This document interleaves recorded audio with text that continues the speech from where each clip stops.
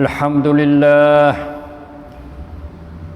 لله الذي أنزل القرآن على عبده هدى ورحمة للعالمين أشهد أن لا إله إلا الله وحده لا شريك له وأشهد أن محمدا عبده ورسوله اللهم صل وسلم وبارك على نبينا ورسولنا محمد وعلى آله وأصحابه ومن تبعهم بإحسان إلى يوم الدين اللهم اجعل القرآن ربيع قلوبنا ونور صدورنا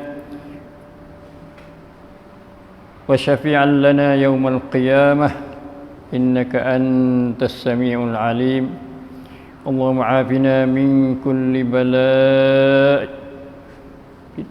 اللهم عافنا من كل بلاء الدنيا وعذاب الآخرة اللهم إنا نعوذ بك من البرص والجنون والجذام وسيء الأسقام وقرنا برحمتك يا أرحم الراحمين اللهم ارفع عنا البلاء والوباء وسوء الفتن ما ظهر منها وما بطن ربنا ظلمنا أنفسنا ولم تغفر لنا وترحمنا لنكونن من الخاسرين ربنا اصرف عنا عذاب جهنم إن عذابها كان غراما إنها ساءت مستقرا ومقاما. Alhamdulillah, syukur kita pada Allah Subhanahu wa taala yang mana kita dibawa dipimpin oleh Allah Subhanahu wa taala sampai kepada hari yang ke-14 dan kita malam ini insya-Allah malam yang ke-15 maka kita akan bersama-sama dengan juzuk yang ke-15 daripada Al-Quranul Karim insya-Allah.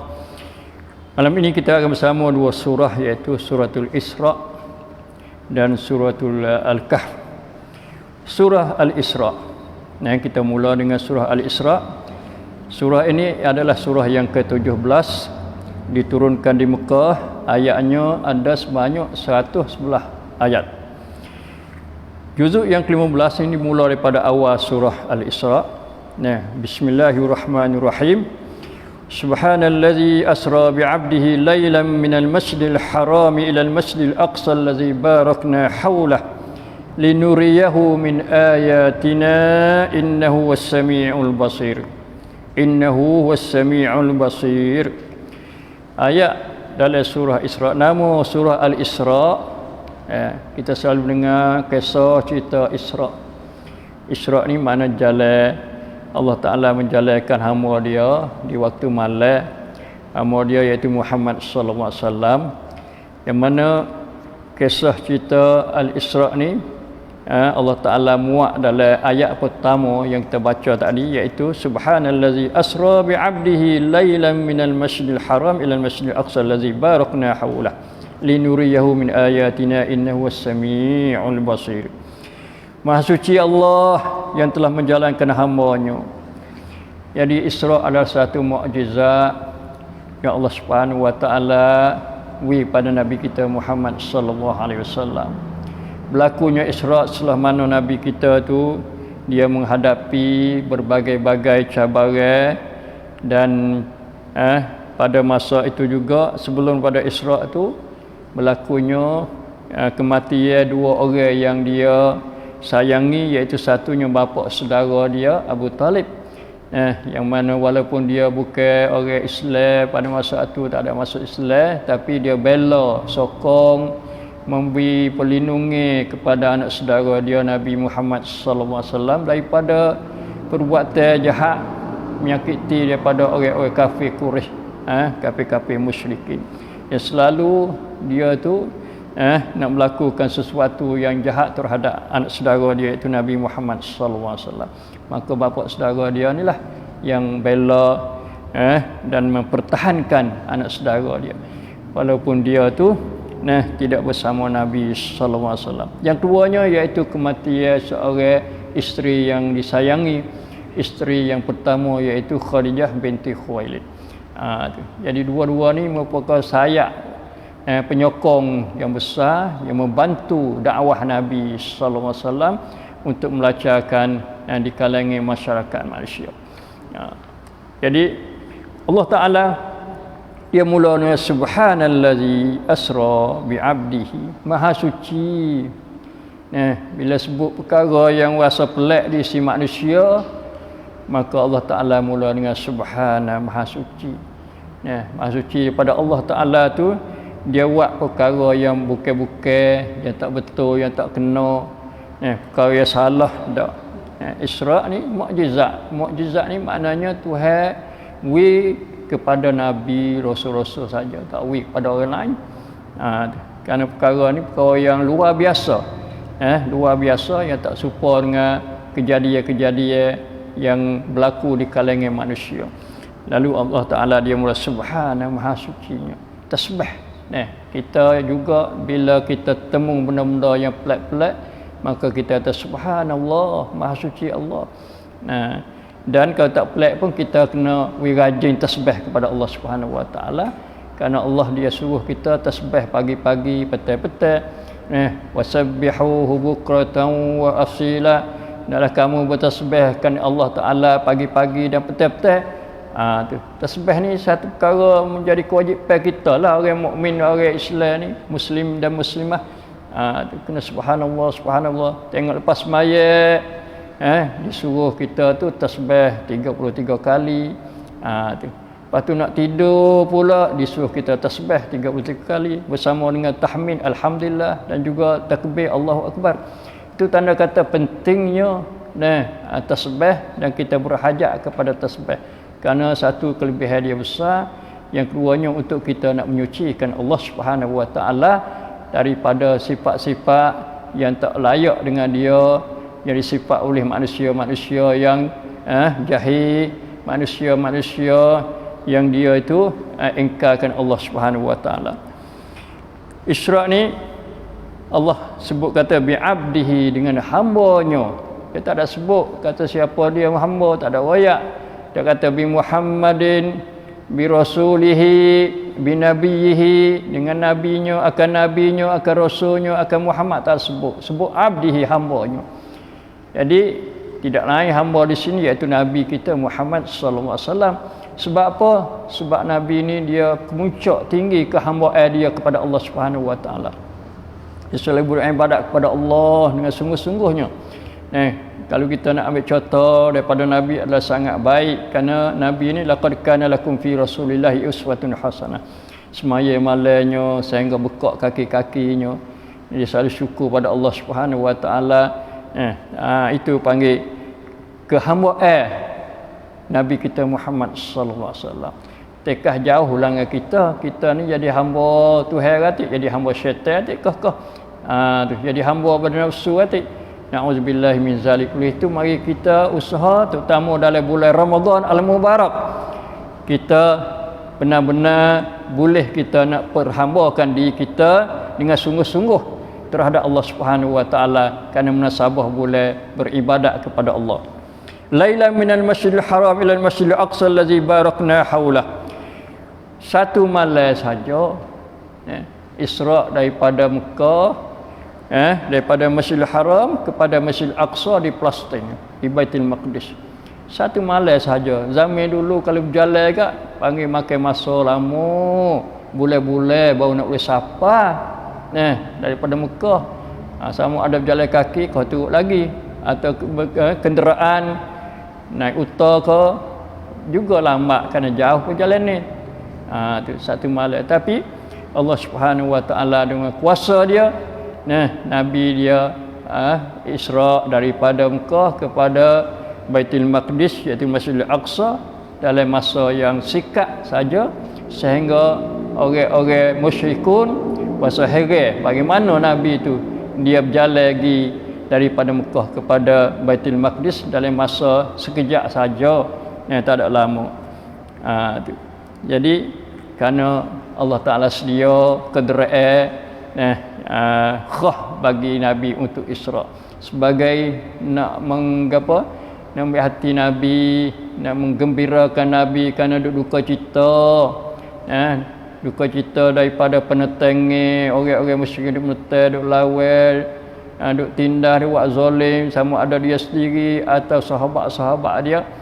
Maka Tuhan tu bawa Nabi rihlah panggil, rihlah supaya kata lagi seksa dungan, lebih kurang itulah, untuk nak pelapcai Nabi supaya Nabi itu bertambah semangat untuk menjalankan dakwah dia, supaya sampai kepada tujuan yang dikehendaki oleh Allah Subhanahu wa taala.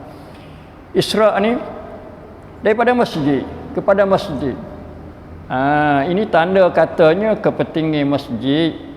Sedangkan boleh Allah Taala yang nak Isra' pada rumah Nabi di Mekah kepada rumah siapa-siapa saja di Baitul Maqdis.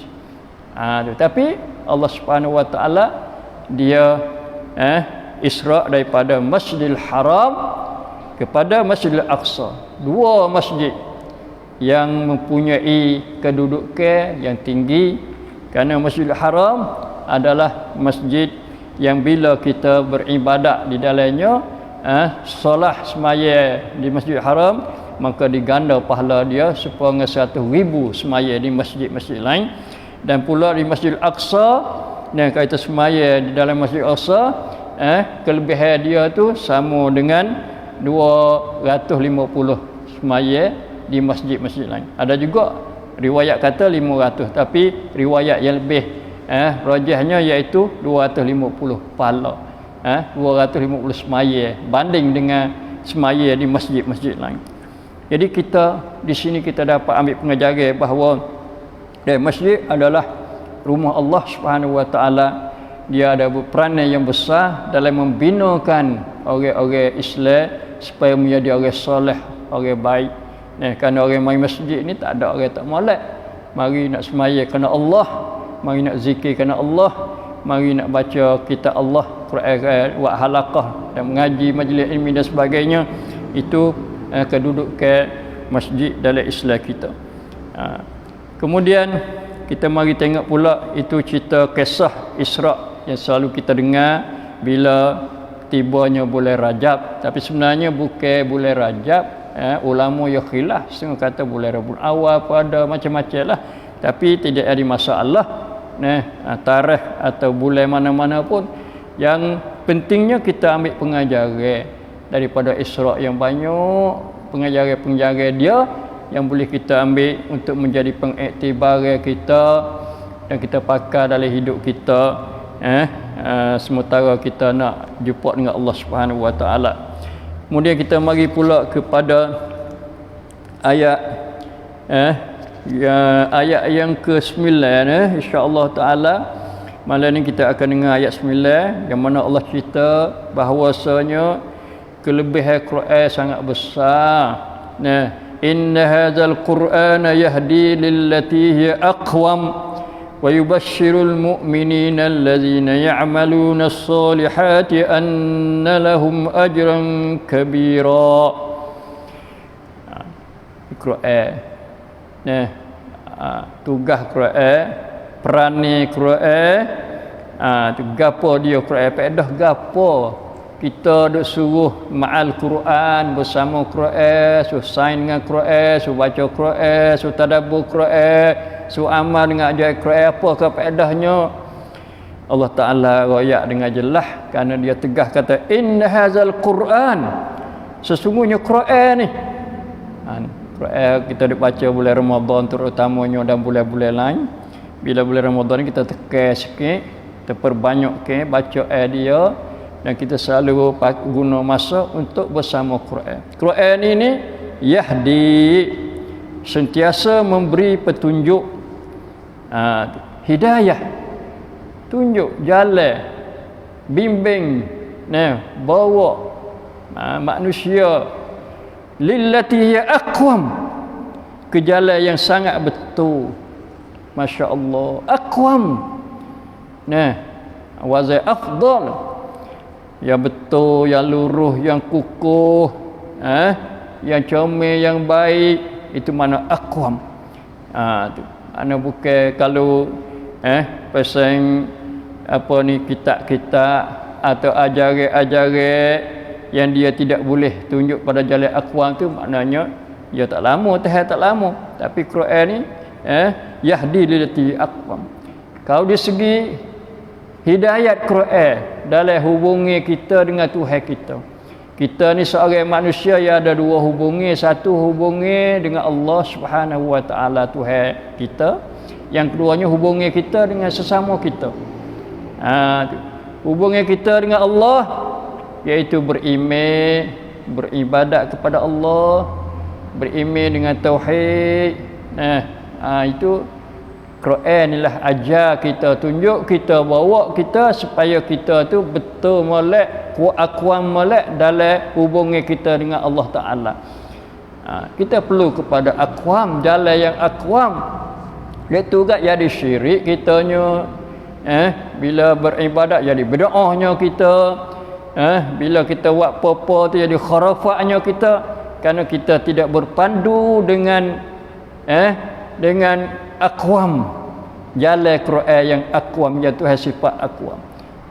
Hubungi pula kita dengan sesama manusia.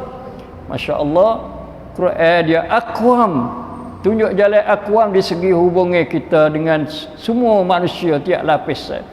Mula daripada hubungi kita dengan keluarga kita, ibu bapa kita. Ibu bapa kita, masya-Allah, orang yang melahirkan kita. Allah nak wiyadi kita ni melalui ibu bapa kita.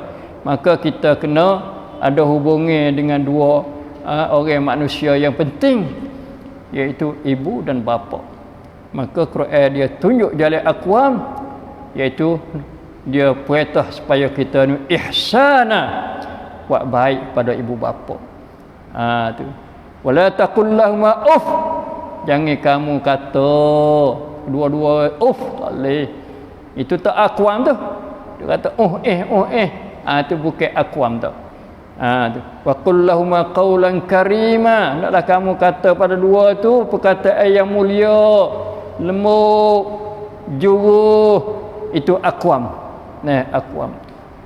Itu hubungi dengan ibu bapa. Hubungi dengan kaum kerabat pula dah. Quran dia tunjuk jalan aqwam, iaitu suruh kita silaturrahim. Tu jangan putus, jangan tinggal, jangan biar. Nabi sallallahu alaihi wasallam bersabda, katanya, la yadkhul jannah qati'un, tidak masuk syurga orang yang putus hubungi silaturrahim dengan kaum keluarga kita tu. Terutama bulan Ramadan ni munasabah kita nak silaturrahim, nak buat baik dengan ibu bapa, dan kita muliakan dengan apa-apa sesuatu untuk menjadi ihsan atau silaturrahim dengan mereka itu. Dan pula di segi hukum hakam pula. Segi hukum hakam ni, makna dari segi ajaran syariat ni, Allah Ta'ala mensyariatkan hukum-hukum, semua hukum-hukum untuk nak menjaga perkara-perkara daruriyat, dia panggil. Daruriyat, perkara-perkara yang kita berhajat kepada dia, iaitu 5 perkara. Satu, hukum-hukum Allah untuk nak jaga agama. Hifzuddin, dia panggil, jaga agama. Macam semaya, apa kita nak semaya? Kerana kita nak jaga agama. Orang tak semaya, tak nak kata dia tu tak ada agama. Kerana semaya rukun Islam. Puasa sepatu juga. Bapa boleh Allah Ta'ala dia fardu puasa, kutiba alaikumusiyam, kerana nak jaga agama. Orang tak puasa, orang khianat agama, meruntuh agama. Tu. Tanda kata tak ada agama pada dia, kerana rukun. Begitu juga haji dan sebagainya. Dakwah juga untuk jaga agama, supaya manusia dia tu jaga agama, kelik kepada Islam, hayati agama Islam, pakai agama Islam, guna agama Islam dalam hidup dia. We tambih, we jaga pada dia, supaya dia jangan tinggal Islam, jangan khianat Islam. Jangan Islam di mulut saja, jangan Islam bakar saja. Islam jadi dalam hidup, kenyataan hidup. Itu agama, jaga agama. Dan pula jaga agama nafs, jaga diri. Jangan bunuh. Jangan bunuh diri. Sama ada diri sendiri atau diri orang-orang lain pun tak boleh bunuh diri. Jangan bunuh anak-anak tu jalan belakang tu, nak jaga diri. Lepas tu kalau sakit kena ubat, tujuan nak jaga diri. Jangan bunuh diri. Sakit setara mana pun jangan bunuh diri. Islam larang keras bunuh diri. Tapi sekarang ni banyak manusia-manusia yang membunuh diri kerana dia tidak pegang dengan ajaran Islam, macam di Jepun, di Korea. Nah, statistik dia tu tinggi menarlah di segi bunuh diri. Negeri Thai kita pun ada juga yang bunuh diri. Nauzubillah min zalik. Itu hukum Islam datang mari larang bunuh diri kerana nak menjaga nyawa manusia. Harta, jaga harta. Harta ni jaga dia, kita kena kerja. Cari. Nah, jangan duk penganggur, jangan tak ada kerja, jangan tok ngan. Jangan, carilah kerja, walaupun kerja-kerja mudah-mudah. Nah, boleh upah sikit, boleh harga sikit pun tak apa. Nabi dia menggalak sahabat-sahabat dia kata, kalau siapa ya ada tali, ada kapak, nah, kemudian naik bukit, gikat kayu-kayu, rating-rating kayu, kemudian dia turun daripada bukit mai jual. Lebih baik pada dia minta sedekah, sama ada rugi ke atau tak rugi. Kalau rugi pun tak baik lagi, walaupun boleh duit. Itu nak jaga gapo harta. Jaga harta pula tak boleh nak curi, tak boleh nak sambung, tak boleh makan rasuah, tak boleh makan riba. Tu jaga harta belaka tu. Tak boleh borah, tak boleh gapo bazir, itu nak jaga harta. Jaga pula gapo kehormatan. Salah satu daripada 5 perkara tadi, jaga kehormatan. Kita tak boleh nak kata ke orang, nak mengupak ke orang. Nah, tu nak kata huduh ke orang, tak boleh. Kerana nak jaga agama, jagakan kehormatan. Itu 5 perkara. Satu lagi akal, jaga akal. Jaga akal ni mana kita ngaji, cari ilmu tu untuk nak jaga akal dah. Lepas tu jangan kita khianat akal. Lah ni banyak pemuda-pemuda kita duk khianat akal. Duk lekat tagih benda-benda yang boleh merosakkan akal fikiran dia, sehingga dia tu luput separuh daripada otak dia. Rugi, tak boleh nak mikir mana yang baik, tak boleh nak beza mana yang jahat. Nauzubillah min zalik. Itu panggil aqwam dari segi hukumnya. Mari pula kita tengok Allah Subhanahu wa taala dia suruh kita baca. Nah, baca Iqra ni, Iqra bismi rabbikal ladzi khalaq. Satu dah baca atas dunia ni. Baca mengaji, kerana baca ni anak kunci kepada kejayaan di segi kita mendapat ilmu. Tapi kita kena baca lagi. Baca dunia mencari ilmu. Nah, yang kedua kita kena baca juga, mesti tiap-tiap orang tu kena baca. Di akhirat nanti baca gapo? Iqra kitabak. Bacalah kitab surat amalmu. Ni kita tak ada baca kitab wityasa dak lah. Tak ada baca kitab gapo ni pumisat, tak ada baca kitab tu kitab ni dak. Tapi kita baca kitab amalan. Kitab amalan hak kita duk kerja di atas dunia. Apa saja dimuat dalam kitab ni. Bubuh catatan bantek cukup, walau kecil, walau besar, walau halus, walau sikit, walau banyak, ada belaka. Iqra kitabak. Baca tiap-tiap manusia surat amalan kamu tu. Pak kita kata tak saya baca, tak pandai baca, tak boleh. Kena pandai belaka. Walaupun orang tak wahid baca atas dunia ni, atau orang buta huruf atas dunia ni, tapi bila di akhirat dia pandai belaka. Tu nak pandai belaka. Tu hewan yang dipandai belaka. Masya-Allah. Nah. Kafa bi nafsikal yawma 'alaika hasiba. Cukuplah engkau sendiri pada hari ini menjadi penghitung terhadap dirimu tentang segala amalan yang telah engkau lakukan. Ini panggil ayat muhasabah. Ayat tu tuan kangan hak kita buat kerja atas dunia ni, muhasabah. Tapi muhasabah di sana dah. Waktu kita tak boleh nak care, nak baki tak boleh dah.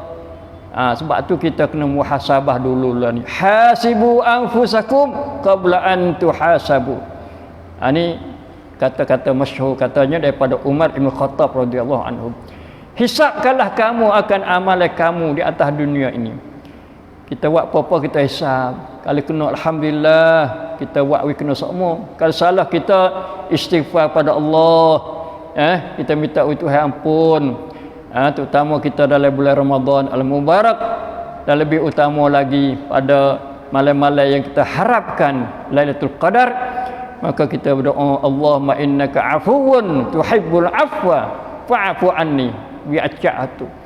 Tak lama dah ni kita nak masuk 10 akhir bulan Ramadan, supaya kita dapat hapus perbuatan kita, kesilapan kita, kesalahan kita, dosa-dosa kita. Tu. Jadi kita kena muhasabah atas dunia ni sebelum kita dimuhasabah di akhirat nanti. Penting sekali. Bila kita muhasabah dunia, maka rengeh dah kita di akhirat nanti. Rengeh, tak ada kena baca banyak lah. Ni dah kena baca berapa puluh muka, apa ratus muka. Derek, hak ni salah, hak ni dosa, hak ni tak kena, hak ni maksiat. Allah, na'udzubillah min zalik. Kedi banyak kita. Dia kena baca kedi kita di mahkamah Tuhan pada hari akhirat nanti. Maka Allah ni kita kena kira lah. Kafa binafsikal yawm, cukuplah bagi engkau pada hari ni kamu tu hasibah. Tak ada kena orang hitung dah, kita hitung sendiri. Sebab tiap-tiap hari kena baca berlaku. Allahu akbar, masya-Allah. Kemudian kita mari pula kepada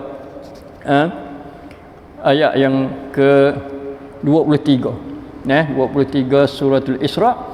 Wa qada rabbuka alla ta'budu illa iyyah wa bil walidaini ihsana.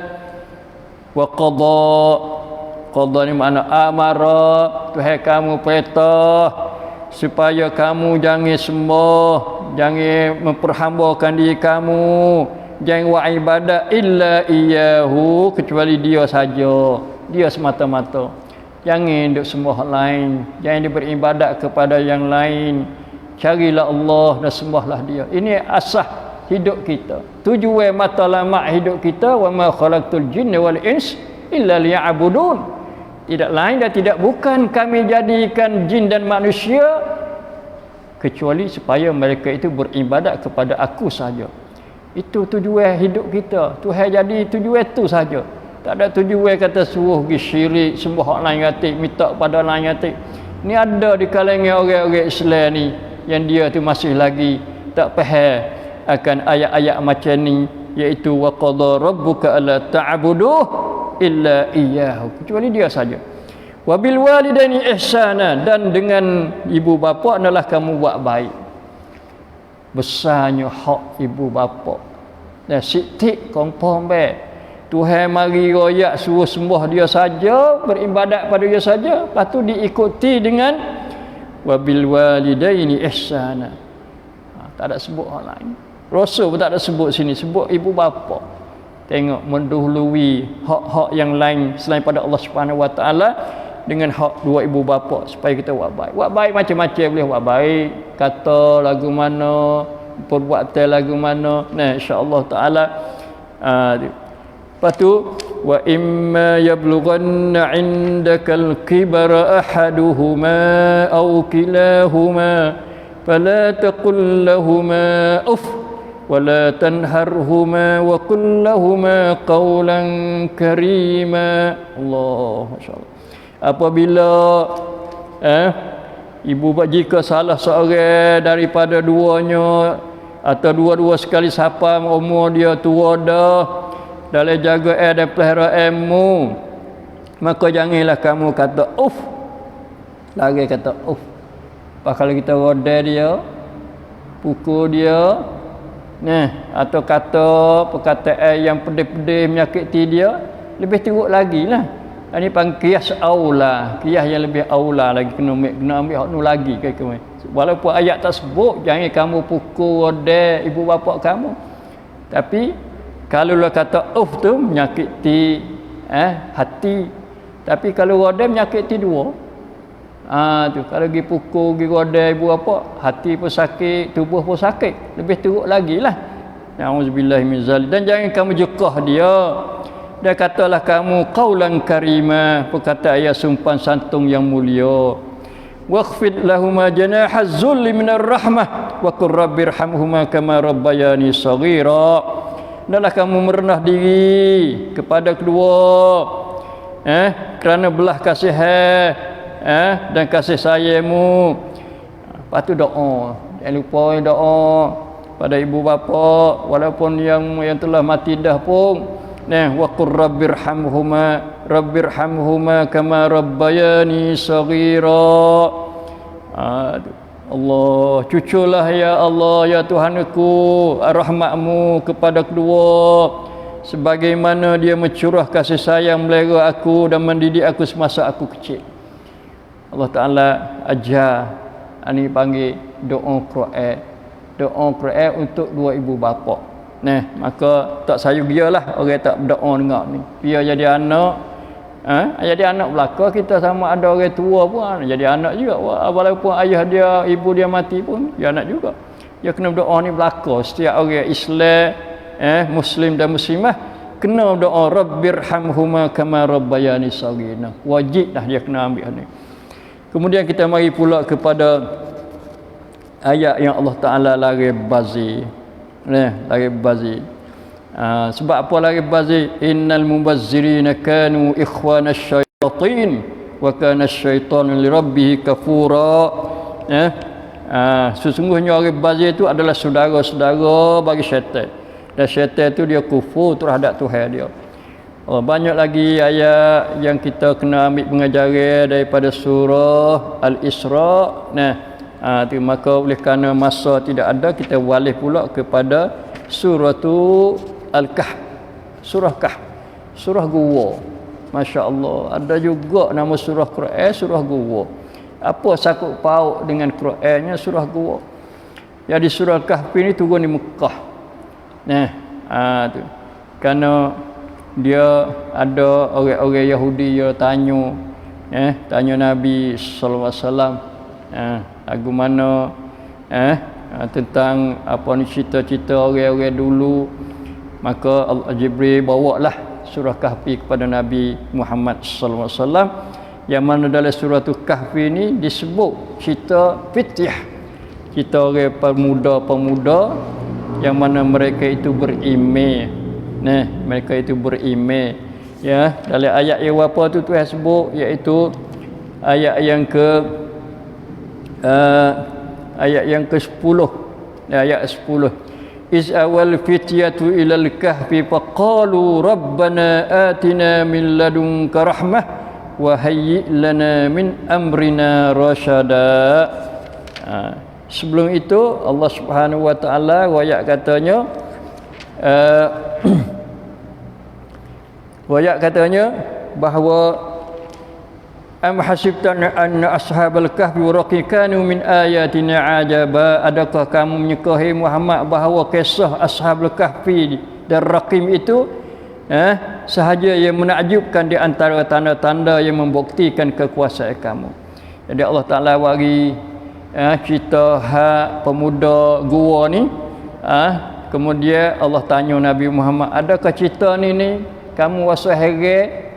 Cerita ni saja, dah banyak lagi hak tu heroyak, cerita-cerita kejadian-kejadian yang patut diheran oleh manusia. Rasa heran pelik. Tapi di sisi Allah Taala tak rasa pelik lah, kerana Allah Maha Kuasa. Is awal fityatu, ingatlah kejadian tatkala satu golongan daripada orang-orang muda pergi ke gua.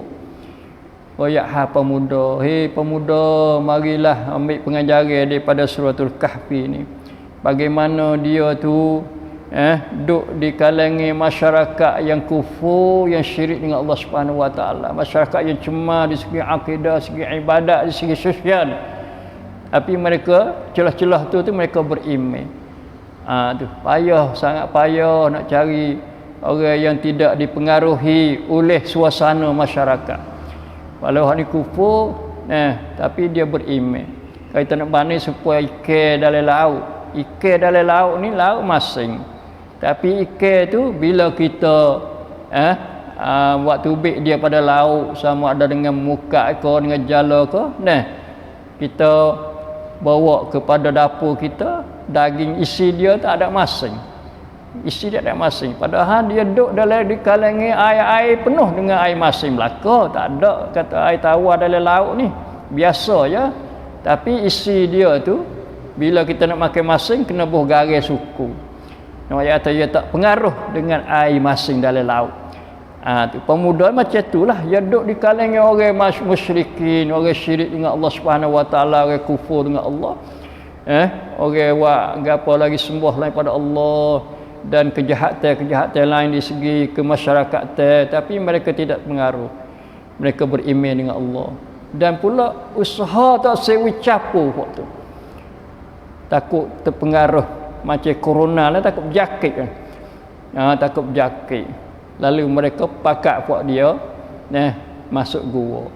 Bawa lari iman, bawa lari kebaikan yang Tuhan beri pada dia supaya tidak berjakit penyakit-penyakit syirik, kufur dan penyakit-penyakit jahat di kalangan masyarakat pada masa itu. Lalu dia awal fityatu ila kafi, dia menuju pergi kepada gua. Faqalu, bukan lagi saja dak.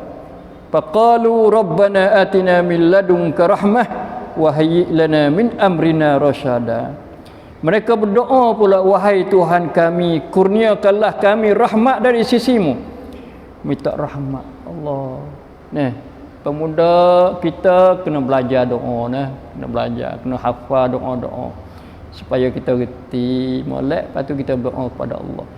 Kita orang molek, orang yang dididik oleh Islam, maka kita pandai doa supaya Tuhan jaga Islam kita. Jangan terpengaruh dengan Islam palsu yang direka oleh manusia, supaya tidak pengaruh dengan suasana akhlak yang buruk di kalangan pemuda-pemuda lain. Maka kita perlu berdoa, terutama doa pemuda dalam gua ni, iaitu Rabbana atina min ladunka rahmah. Satu, yang keduanya wahayyi lana min amrina rasyada, dan berilah kemudahan-kemudahan serta pimpinan kepada kami untuk selamatkan agama kami. Nak jaga agama. Ni Hifzuddin ni. Hifzuddin ni rela lari walaupun susah.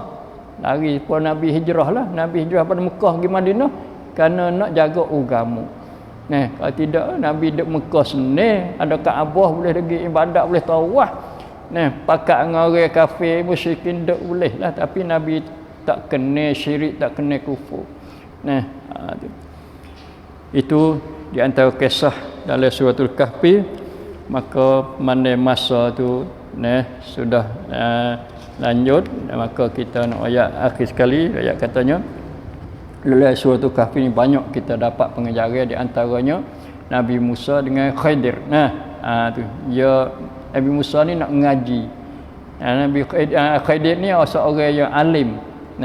Nabi tak Nabi tu makna khilaf ulama lah. Tapi Nabi Musa ni juga ada kata dia tu makna Nabi, tapi nak mengaji orang alim tu hawi kepada dia ilmu ladun.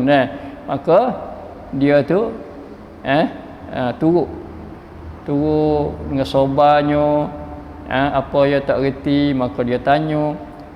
Itu sabar salah satu sifat orang belajar, sifat orang mengaji yang berjaya. Kalau tak sabar tak berjaya. Kena ingat molek orang mengaji, pelajar-pelajar, mahasiswa-mahasiswa, murid-murid, jangan lupa satu sifat yang perlu ada pada seorang yang berjaya dalam ilmu dia, cari ilmu dia, iaitu sabar. Insya-Allah taala mari kita banyak sabar, terutama bulan Ramadan mengajar kita supaya kita banyak sabar untuk kita mencapai ganjaran pahala daripada Allah Subhanahu Wa Taala. Qadar ni saja pada hari ini, insya-Allah taala kita akan sambung semula pula insya-Allah. Aqulu qawli hadza wa astaghfirullah li wa lakum wa fawwidu amri ilallah innallaha basirun bil ibad. Wassallallahu ala nabiyyina Muhammad wa ala alihi wasallam. Assalamualaikum warahmatullahi wabarakatuh.